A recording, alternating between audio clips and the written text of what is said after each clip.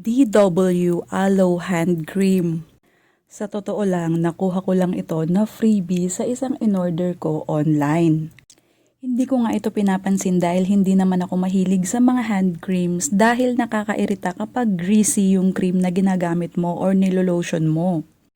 Pero lately nga ay naglalaba ako ng hindi gumagamit ng washing machine kaya hindi maiwasang mag-dry at magbakbak talaga yung skin sa kamay. Tapos naalala ko nga itong aloe hand cream na ito. Kaya sinubukan ko and surprisingly napakabango niya. At higit sa lahat nung ginamit ko siya sa kamay ko, hindi siya greasy as in mabilis siyang maabsorb ng skin sa kamay. Yung tipong pwede ka nang humawak ng ibang bagay after mo siyang i-apply sa kamay mo.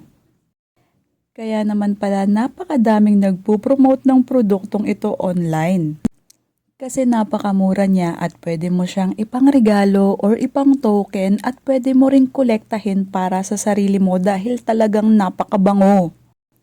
Imaginein mo sa isang pack meron ka ng 10 pieces so may 10 tao na pwedeng pagregaluhan ng mga hand creams na ito. Pero don't worry, pwede ka rin namang makapurchase nito individually.